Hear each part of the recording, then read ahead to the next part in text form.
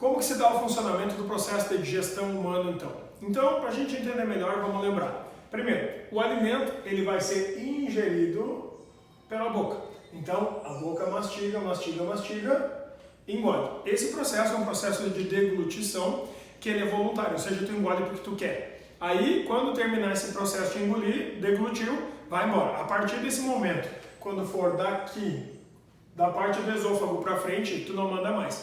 É tudo involuntário até chegar no final do sistema, lá no último pedacinho do intestino grosso, que vai ser o ânus que vai eliminar. Dali, naquele momento, tu consegue controlar. O resto, toda a atividade peristáltica que vai acontecer dentro do sistema digestório é involuntária. O peristaltismo vai todo ele por conta própria. Então, é o teu sistema nervoso central que coordena isso. Pode ser mais rápido, pode ser mais lento, pode ter informações hormonais que interfiram nisso, como, por exemplo, os hormônios da tireoide.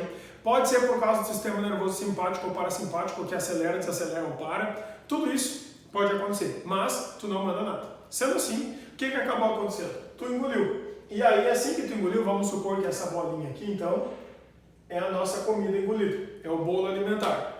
Por peristaltismo, o esôfago empurra até chegar perto do estômago. Então, aqui tá a área do estômago grandona para a gente poder ver melhor. Nesse caso, a gente tem duas portas, tipo porta de entrada, assim, em forma de V. Essas portinhas aí, elas são a porta de entrada do estômago e a porta da saída do estômago. Nesse caso, a passagem do esôfago para dentro do estômago, aqui, acontece através de uma portinha que fica bem na área do coração. Então, bem no final do teu osso, do externo, assim, fica bem naquela área, onde é que a gente chama popularmente de a boca do estômago. Naquele lugar ali, na verdade, a boca do estômago tem um nome, chama-se cárdia, porque fica bem do lado do processo cardíaco, ou seja, do lado do coração. Sendo assim, o que acaba acontecendo então é que essa cárdia, ela vai deixar o alimento passar e assim que o alimento passa, pum, fecha de volta, impedindo o refluxo do alimento para cima. Por isso que o peristaltismo é sempre no sentido boca-estômago. Se ele acontecer no sentido contrário, estômago-boca, o alimento sobe, né? E a pessoa vomita. Então, o que acaba acontecendo nesse caso é que a válvula cárdia impede isso. Só que, lógico, assim que o alimento cair para dentro do estômago, começa todo o processo químico que envolve a digestão que acontece dentro do estômago. Então, acontecem vários tipos de coisa. Primeira coisinha, a gente, para garantir que o próprio estômago não degrada suas próprias paredes, a gente sabe que o organismo da gente fabrica por dentro uma espécie de uma proteção. É como se fosse um gel chamado de muco, que fica aqui assim, ó, nessa camada interna.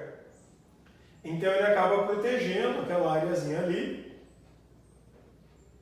dentro desse pedaço, evitando que a gente possa destruir as próprias paredes. Se começar a diminuir aquela camada de muco, a gente pode começar a desenvolver gastrite, pode começar a desenvolver, por exemplo, uma úlcera, que é uma ferida, né? Então, ou a gente pode acabar tendo refluxo, né? Que é o seguinte, às vezes essa portinha da cárdia ela fica um pouco mais aberta. Se respingar um pouco do suco gástrico para cima durante a digestão, já vai dar um pequeno arroto ou a sensação de queimação, que é a azia, e aí pode começar a dar esse retorno do alimento. Não é legal. Isso é uma coisa que pode acontecer durante a gravidez, pode acontecer com pessoas por problemas genéticos que já nascem assim, ou podem ser outros tipos de problemas. Segundo tipo de coisa que pode acontecer é a pessoa ter uma acidez maior por causa de bactérias que se instalam dentro do teu estômago. Quase todo mundo tem, mas para algumas pessoas esse valor é mais alto. E aí o número de bactérias sendo maior, gera uma acidez maior e a gente pode ter um problema então de ter que tratar com antibióticos dessas bactérias. Nesse caso seria uma gastrite crônica.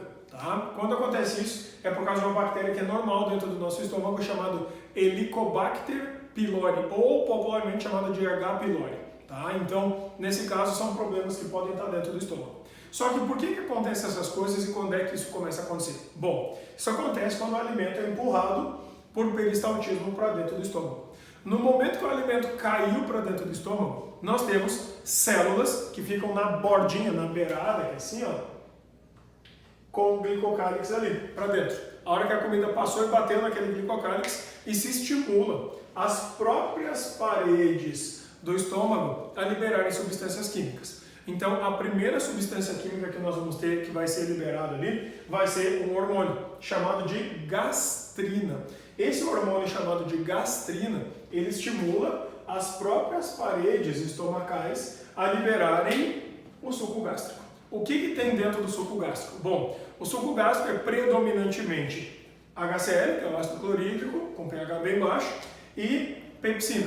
Só que, na verdade, existem células na parede que vão produzindo e liberando essa pepsina ainda incompleta, chamada de pepsinogênio. Aí, a partir da passagem desse tipo de alimento ali e da liberação de gastrina, secreta depois o HCl. Quando o HCl entra em contato com o pepsinogênio, aí ele se transforma em pepsina. Então, só vira pepsina quando a gente tem de verdade a ação do HCl junto. Então, é preciso do pH ácido para a enzima ficar uma enzima ativa. A enzima ativa é a pepsina, a enzima inativa ou incompleta é o pepsinogênio. Quando a gente ainda é criança e se alimenta apenas do leite materno, em geral a pepsina não é fabricada ou ela está em quantidades muito baixas. Nesse caso, a gente tem uma segunda enzima chamada de renina, que é a enzima que vai fazer esse tipo de papel, que vai fazer às vezes então da degradação das proteínas, que é o que acontece dentro do estômago. Sendo assim, o que acaba acontecendo é que a gente substitui a função da renina ali pelos 6 meses de vida, quando a gente começa então a trabalhar realmente com alimentos sólidos e pastosos, então entra em ação a pepsina. Sendo assim, as paredes estomacais secretam diretamente para dentro do estômago o suco gástrico. Esse suco gástrico, então, que tem a HCl, né, o ácido clorídrico, mais a pepsina, vai começar a atuar especialmente sobre um tipo de composto, as proteínas, os polipeptídeos. Então a gente pega uma proteína grandona e reduz a proteínas pequenas. Quando a gente faz essa redução, quando a gente faz essa quebra e diminuição de pedaços, a gente transforma uma proteína que tem 1000 aminoácidos em fragmentos menores, com 200, com, sei lá, 30, 40. Cada segmento desses menor é chamado de peptona. Então, o estômago ele é chamado de o sítio de digestão das proteínas, porque o que ele faz é tentar degradar proteínas. Se por acaso ele tiver decomposto completamente uma proteína pequena e separado um aminoácido isolado, esse já pode ser absorvido. E o resto dos nutrientes, lipídios, amido e tal, o resto segue embora. Só proteínas nesse caso. Então nós vamos ter liberação de suco gástrico, conversão, nesse caso aqui, de proteínas grandes para proteínas pequenas, fragmentos, chamados peptonas, para garantir que isso não degrada a própria parede do estômago, que é muscular, ou seja, feita de proteínas também, existe um muco protetor. Esse muco protetor normalmente é produzido por células chamadas de glândulas caliciformes. Isso aqui está em todo o sistema digestório e garante toda a parte de translado, né, de passagem. É o que ajuda a meleca a fazer a comida escorregar e deslizar por dentro do sistema digestório também. Então, nesse caso aqui, isso tudo iniciou quando o alimento caiu para dentro do estômago, pela ação da gastrina, que estimula a secreção do suco gástrico pelas próprias paredes estomacais. Então, é fabricado no estômago, nas paredes estomacais, e atua no estômago, nas próprias paredes estomacais. Então, assim que o alimento fez o seu processo de digestão, a gente teve então o enchimento de toda essa área aqui com suco gástrico, o alimento é tratado quimicamente, por isso que ele deixou de ser bolo alimentar e passa a ser chamado então de quimo, e aí o alimento vai embora, né? Ele é empurrado pelo peristaltismo. No momento que ele vai sair, tem uma portinha de saída. A de entrada é chamada cárdia e a de saída então vai ser chamada de piloro ou piloro. Nesse caso, é por essa válvula que o alimento troca de estágio e sai da parte estomacal e entra dentro do intestino delgado. Então ele vai deixar de ser chamado de quimo, que era o que acontecia quando ele estava dentro do estômago, e agora, ao cair para dentro do intestino delgado, ele vai passar a ser chamado de quilo. Então, ele vai, na entrada do intestino delgado, sofrer um processo de quilificação. Então, ó, dentro do nosso sistema, o alimento desceu, passou para cá, passou, está indo lá, atravessou. No momento que ele cai ali, então a gente deve lembrar que até o estômago, o pH era totalmente e muito ácido. Então, o que acaba acontecendo? Esse alimento agora, ao entrar com pH ácido dentro do intestino delgado, estimula as próprias paredes aqui do intestino delgado a reconhecerem que o quimo está ácido. Então, tem um glicocálice que está na parede ali, que reconhece, opa, esse negócio está ácido. Quando acontece isso, o glicocálice das paredes do intestino delgado, ele reconhece o quimo ácido e a primeira coisa, não, espera, vamos corrigir esse pH. Então, para isso acontecer e para todas as etapas do intestino delgado, que é bem longo, poderem ser feitas, o intestino delgado está dividido em 3 áreas, em 3 regiões. A primeira região, a primeira área, que é essa onde é que tem a entrada do fígado e a entrada do pâncreas, é uma entrada pequena que tem em torno de 12 a 20 centímetros, chamada de duodeno. Então nós temos a secreção de bile, que vem da vesícula biliar lá do fígado, né, que é essa partezinha aqui embaixo do fígado, e a secreção do suco pancreático, que vem do pâncreas, que é essa partezinha aqui, que conecta diretamente ali na entrada. Então, o duodeno ele recebe 2 entradas, a da bile e a do pâncreas. Quando acontece esse tipo de coisa, então, o duodeno é o primeiro pedaço. É ali que nós vamos ter boa parte do processo de degradação de moléculas. Ainda, o próprio duodeno, as próprias paredes essas do intestino aqui, podem liberar também substâncias químicas com enzimas para poder fazer digestão. Depois, segundo pedaço, que corresponde a 40% do que sobrou. Então ainda são vários metros, tipo uns 3,5 metros. Nesse caso chamado de jejuno. O jejuno em si, ele vai no máximo completar a digestão que começou no duodeno. Então ele não tem grandes papéis digestivos. Ele na verdade só deixa as coisas acontecerem e já começa a absorver. E o ilho, que é o último pedaço, que corresponde então a 60% do comprimento ali que vai ter, nesse caso ele só absorve. Para isso ser possível, por dentro das paredes do jejuno e do ilho, a gente vai encontrar aqui ó, uma série de curvas internas, reduzindo a área de passagem da comida e ao mesmo tempo retardando a passagem dos alimentos. Essas dobras que tem ali por dentro, que são curva, curva, curva, curva, curva, são chamadas de vilosidades intestinais. E dentro dessas vilosidades do jejuno e do ilho, é que a gente vai ter as microvilosidades. Então, nesse caso, velocidades e microvelocidades são estruturas que estão dentro do jejuno e do ilho. Por quê? Porque esses dois eles são responsáveis por fazer um tipo de papel, que é a absorção. Então, o papel deles é absorver nutrientes. Então, aqui, ó, a gente vai ter as vilosidades mais microvilosidades. Qual é o papel desses negocinhos aí? A absorção. Sendo assim, tudo aquilo que tiver sido digerido na porção do duodeno, no início do jejuno, é tudo absorvido dentro do jejuno e do ilho.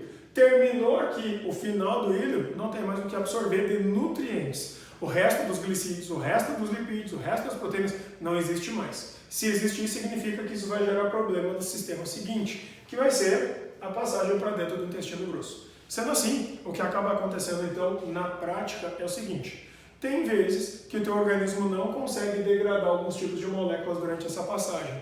Essas vão gerar problemas dali para frente. Que é o caso, por exemplo, quando nesse pedaço aqui a gente não tem enzimas que ajudem a degradar as proteínas e elas permanecem no máximo como peptonas e a gente não degrada proteínas. Um tipo específico são as proteínas das farinhas brancas, que é o glúten. Então, quando a gente tem intolerância ao glúten, o grande problema da pessoa celíaca é que essa pessoa, ela acaba por falta dessas enzimas que degradam o resto das proteínas, ela cria um processo inflamatório no intestino e esse processo inflamatório decompõe parte das vilosidades e das microvilosidades. Então, aquele monte de curva que tem por dentro do intestino é destruído e a pessoa perde muito a sua capacidade de absorver nutrientes. Justamente por isso, há uma tendência da pessoa perder peso, emagrecer demais e ficar fragilizada, justamente por causa dessa grande falta de área de absorção.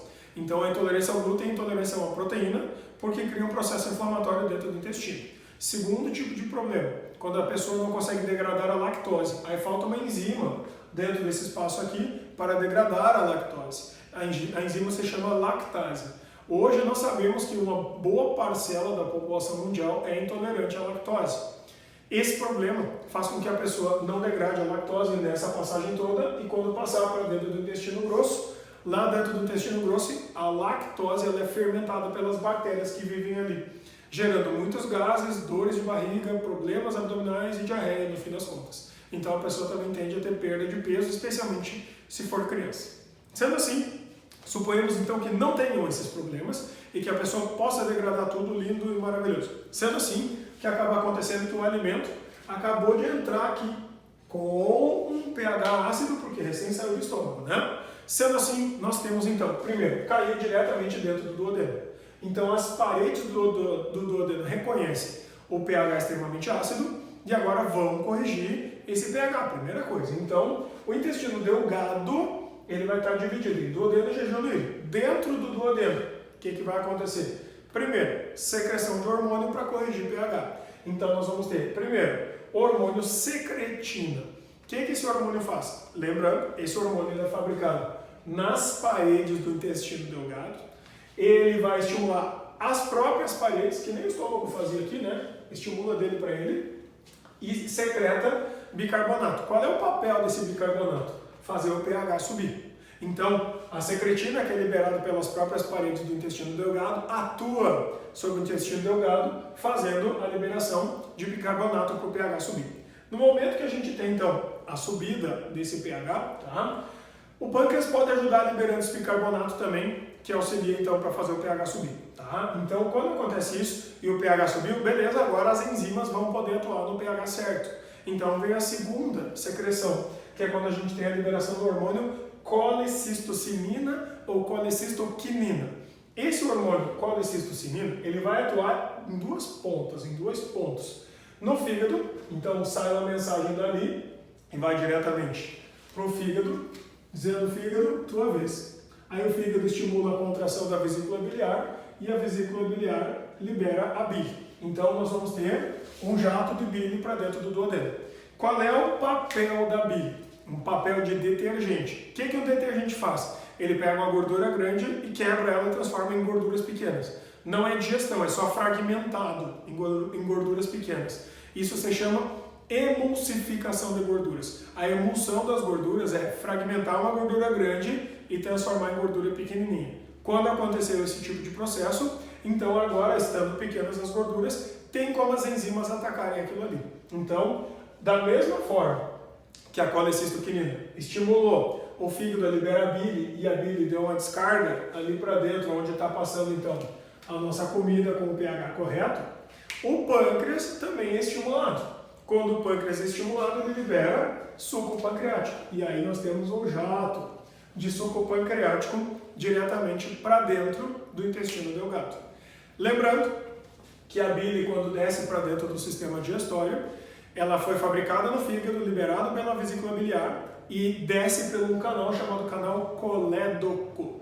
Quando o pâncreas é estimulado pelo hormônio colecistoquinina e joga para dentro do intestino delgado aquele monte de suco pancreático, vem por um canal chamado de duto ou canal de Wirsung, que escreve com W, Wirsung. Quando acontece isso, joga os dois. Então nós despejamos para dentro do duodeno a bile, que veio da vesícula biliar, e o suco pancreático veio do pâncreas. Sendo assim, a bile não tem enzimas nenhuma, é água e sais biliares, e o pâncreas tem muitas enzimas. Então, o que acaba acontecendo?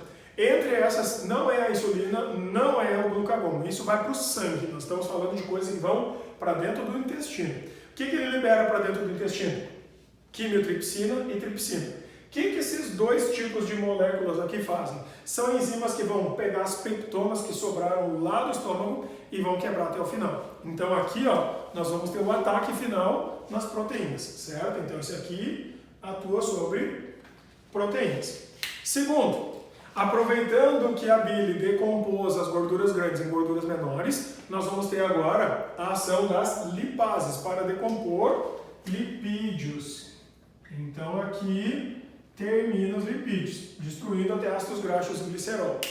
Então, aproveitando que a boca iniciou um processo de digestão sobre os carboidratos, se tiver sobrado, e sempre sobra arroz, massa, outras coisas grandes assim, entra em ação as amilases pancreáticas. A amilase pancreática, o que ela vai fazer? Ela vai decompor algum determinado tipo de amido grande que tem. Então aqui atua ainda sobre o amido. Aí, por último, nós temos as nucleases e nucleotidases também, que são as que atuam sobre os ácidos nucleicos, DNA e RNA, fragmentando em nucleotídeos, e as nucleotidases que separam cada adenina de uma timina, de uma citosina, separam todos eles. Então aqui, ó, as nucleases atuam sobre o DNA e sobre o RNA. Então, quando aconteceu esse tipo de coisa, o pH está tudo certinho, a digestão dessas coisas está tudo certo, só que tudo isso está acontecendo dentro desse primeiro pedaço, que tem ali em torno de 20 centímetros. Só que já pensaram se por acaso, sem querer, o estômago dá uma derramadinha daquele suco gástrico ali para dentro, tipo dá uma chacoalhada e salta para lá, muda o pH e bagunça todo o sistema de digestão. Então, para não ter esse risco, o que acaba acontecendo é que nós temos um terceiro tipo de secreção, que é um hormônio chamado de enterogastrona ou enterogastron. O que esse sistema faz de hormônios agora? Ele pega e vai simplesmente daqui estimular as paredes estomacais para que o estômago fica quietinho aí. Sendo assim, dentro do duodeno tu tem 3 hormônios que são fabricados. A secretina, que vai estimular a correção de pH, depois a colecistoquinina, que faz o fígado e o pâncreas trabalharem, e o terceiro e último, que é o enterogastrona, que vai até as paredes estomacais para inibir o peristaltismo do estômago, justamente para que o estômago não derrame suco gástrico para lá, atrapalhando o processo de digestão no pH que foi corrigido. Então, assim que terminou isso, aí vem a última função do duodeno. Qual é a última função do duodeno?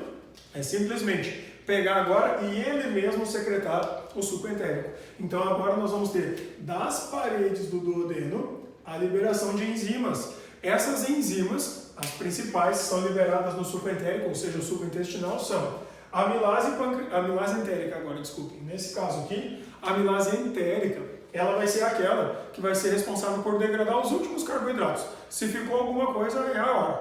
Aí, depois da amilase entérica, sacarase, para decompor a sacarose em frutose mais glicose. A maltase, para decompor a maltose, separando em glicose mais glicose. A lactase, caso a pessoa tenha, senão ela vai ter intolerância à lactose. E a invertase, que é para trabalhar também sobre carboidratos. Sendo assim, dentro da porção intestinal só se digere uma coisa: carboidratos, polissacarídeos, açúcares. Se tu não digeriu até aqui, não vai digerir mais. Então, o que acaba acontecendo? Tu secreta aqui essa porção do suco entérico, e aí no início do jejum, né, no final do duodeno, no início do jejum, tem o resto dessa digestão. Quando entrou no jejum e no ilho, o único e exclusivo papel é o papel de absorção. Sendo assim, o que vai acabar acontecendo é que o alimento agora está saindo aqui, ó. Então nós temos de novo ali uma válvula, chamada então de válvula ileocecal. Essa válvula ileocecal separa então aqui aonde é intestino delgado e onde é intestino grosso. Esse lado aqui, que é o intestino grosso para frente, ele tem um monte de bactérias, mas um montão. E essas bactérias vão tentar decompor, destruir alguma coisa. Aqui nesse caso é possível a gente fabricar determinadas vitaminas nessa área aqui, como a vitamina B12, por exemplo, como a vitamina K, por exemplo. Então, essas vitaminas elas podem ser fabricadas ali. Então, o que acaba acontecendo é que essas vitaminas que são fabricadas aqui vão para o sangue e o sangue vai usar isso onde for necessário. Mas, em especial, quando a gente tem a entrada do alimento aqui, ele não tem mais o que digerir. Se ele não tem mais o que digerir, a única coisa que você faz é absorver água e sais minerais. Então, o alimento agora não é mais alimento, não é mais quilo, ele é bolo fecal. Então, ele sobe por essa primeira alça chamada então de cólon ascendente. Aí, ele atravessa do lado direito para o lado esquerdo do organismo pelo cólon transverso ou transversal.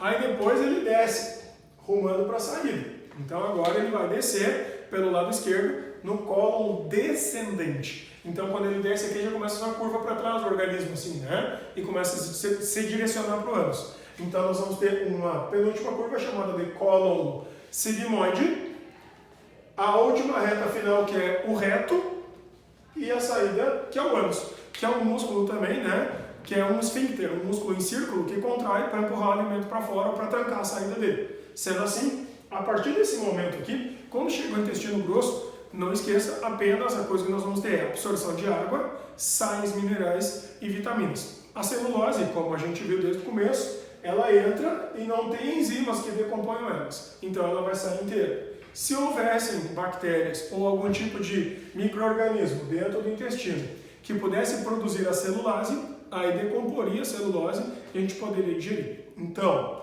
ao final de todo esse processo, passando pelo intestino grosso e tudo mais, a gente deve ter absorvido o máximo de coisas possíveis da nossa comida, sendo elas moléculas que vão servir energeticamente ou moléculas que vão servir estruturalmente. De algum jeito a gente vai ter que utilizar isso aí.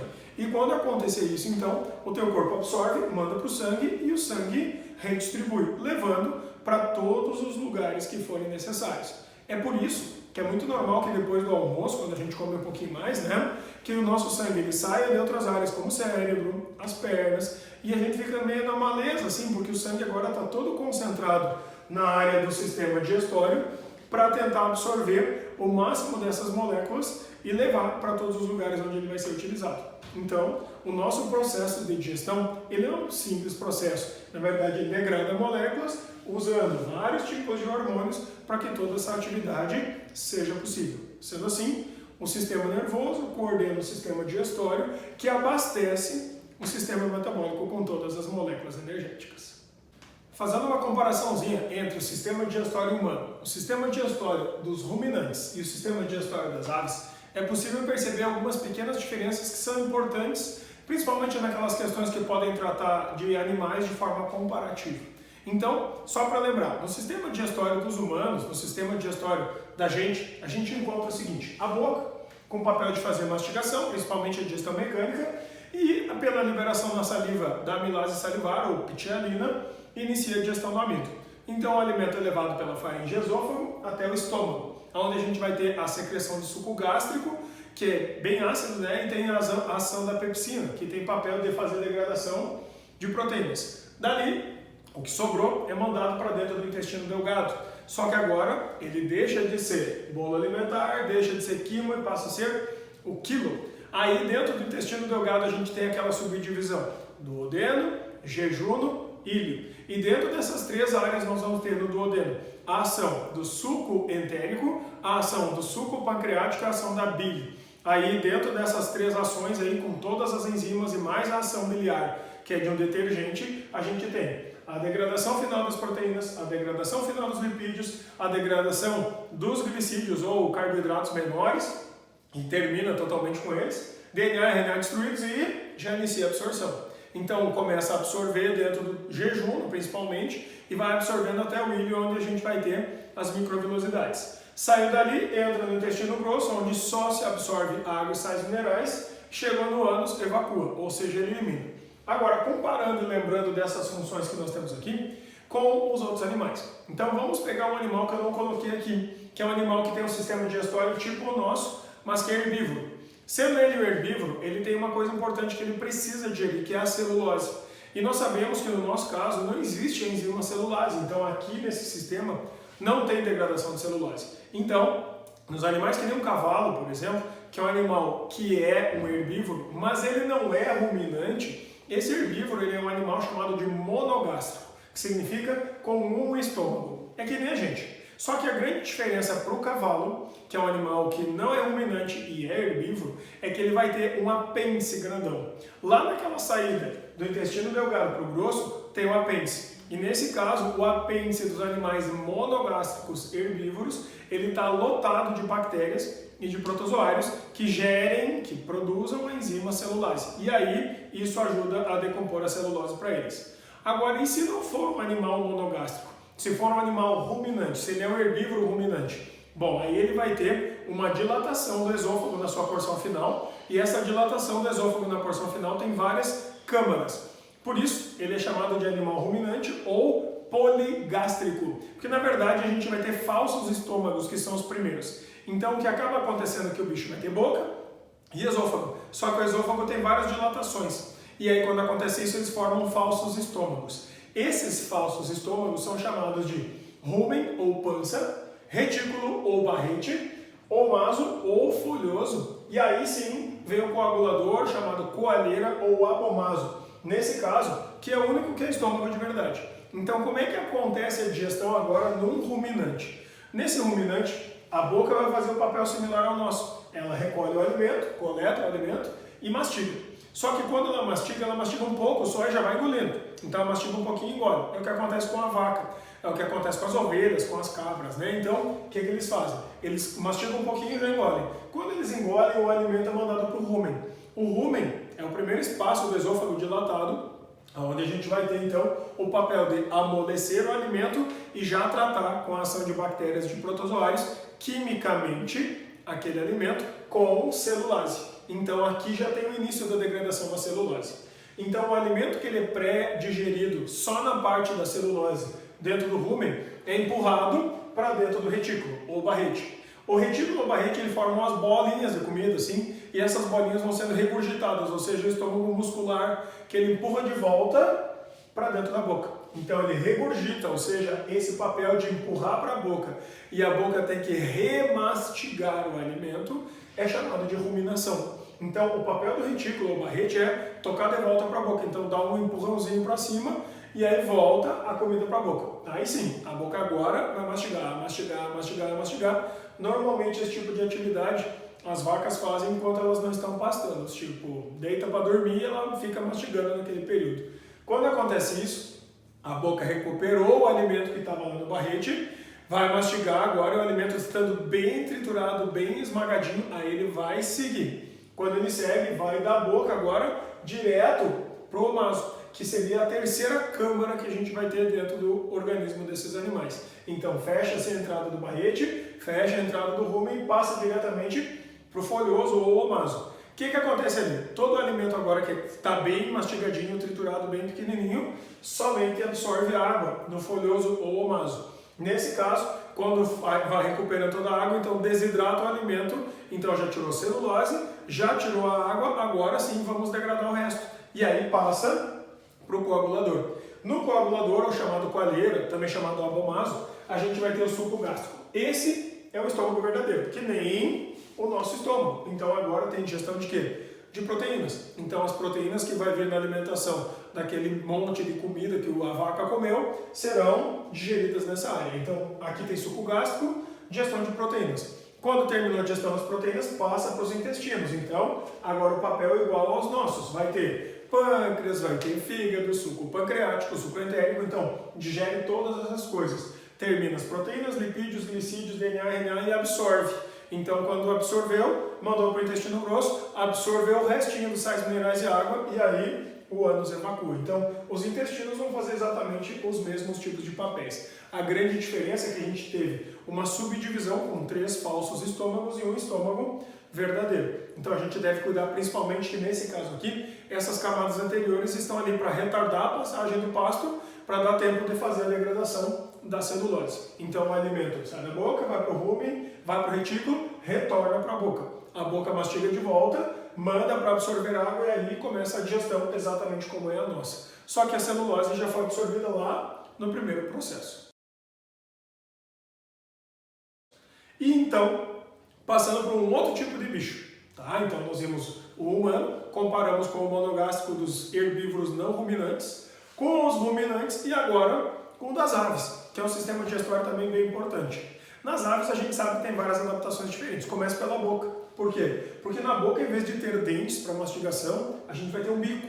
Um bico adaptado para grão, um outro bico adaptado para carne, um outro bico adaptado para peixe. Então, cada tipo de bico é adaptado para um determinado tipo de comida. Então, o bico tem um papel, recolher aquela comida. Ou é rasgar um pedaço de carne, ou é pegar um pedaço de peixe, ou então é comer um determinado grão. Quando acontece isso, a boca, que tem o bico e só recolhe, manda diretamente para o esôfago. Só que o esôfago, nesse caso, ele tem uma dilatação, tipo uma bolha. Essa bolha é chamada de papo. Qual é o papel do papo?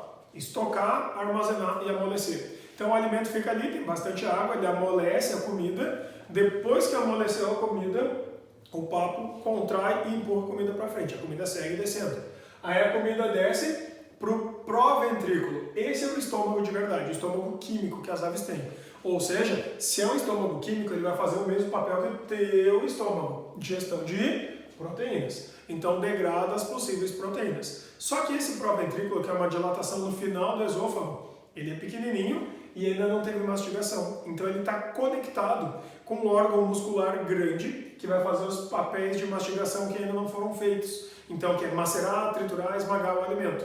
Quem vai fazer isso é a moela. Então, a moela vai pegar a comida e vai moê-la, né? Esmagar ela. Então, o papel da moela é esmagar e triturar, principalmente quando é grãozinho. Então, entre o proventrículo e a moela, a gente tem uma estrutura que é mais ou menos assim. A moela e o proventrículo mais para cima. E então, tem o pedaço do esôfago. E aqui vai ter a saída para o resto. Então, nesse caso, fica entre esses espaços ali girando, esmaga, manda para cima, trata quimicamente no proventrículo, volta, esmaga mais um pouco, joga para cima, então até o alimento ficar bem pastoso. Quando terminar de acontecer isso, a moela que esmaga, normalmente tem pedrinha, capim e outras coisas dentro. E o proventrículo, que é essa dilatação em cima, só trabalha com enzimas e sucos gástricos. Sendo assim, terminou esse pedaço aqui de digerir as proteínas, esmagar o alimento para triturar bem, passa para os intestinos. Aí o que os intestinos fazem? A mesma coisa que todos os intestinos fizeram, que é digerir proteínas final, digerir lipídio, todos os glicídios, DNA, RNA e começa a absorver. Então os intestinos iniciam a absorção dos nutrientes. Então, quando terminar de absorver os nutrientes e não tem mais nada, beleza, é resto, é fezes, então pode jogar fora. Só que na hora de jogar fora tem mais uma adaptação, que é uma cloaca. A cloaca, ela na verdade é uma câmara, um buraco assim, no final do sistema digestório que desembocam 3 sistemas. Então tem um túnel que vem vindo do sistema digestório, que é o fim do intestino. Tem um outro túnel que vem do sistema reprodutor, que é o túnel que vem do ovário, que é para botar o ovo. E o outro túnel que vem diretamente do sistema excretor, que é dos rins. Então são 3 sistemas que desembocam no mesmo ponto. O intestino, a parte dos rins e a parte do sistema do ovário, né? A parte responsável por ovular. Nesse caso, são 3 sistemas. Então todos caem no mesmo lugar. Aí o que acontece? Quando sair do intestino, vai fazer evacuação, que é a eliminação das fezes. Quando vier a parte toda do ovário, é a parte responsável pela reprodução. Então, os espermatozoides também são lançados nessa câmara, na cloaca.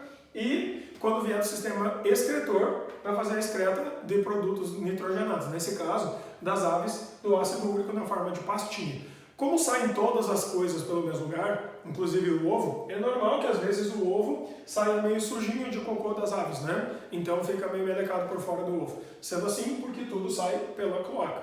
Então, a cloaca ela é uma câmara onde vão desembocar todos esses sistemas. Então, quando acontece reprodução, também acontece por esse ponto. Os espermatozoides serão esguichados ou lançados dentro desse espaço. Então, essa comparação é importante para a gente ver principalmente onde tem adaptações diferentes. Nesse caso, tu tem que saber bem o humano para poder comparar com os outros. Lembrando, nesse caso aqui, esses vários estômagos, na verdade, tem um só que é verdadeiro, os outros são anteriores e são possíveis dilatações do esôfago. Nesse das aves, o papo é uma dilatação do esôfago e aqui é uma inversão, né? Porque primeiro a gente tem o tratamento químico e depois o mecânico. Vejam que no nosso primeiro o mecânico acontece, que é o da boca com a mastigação, e depois o químico, que é o estômago tratando quimicamente. Então, cuida bastante lá na hora de fazer a comparação desses possíveis sistemas digestórios.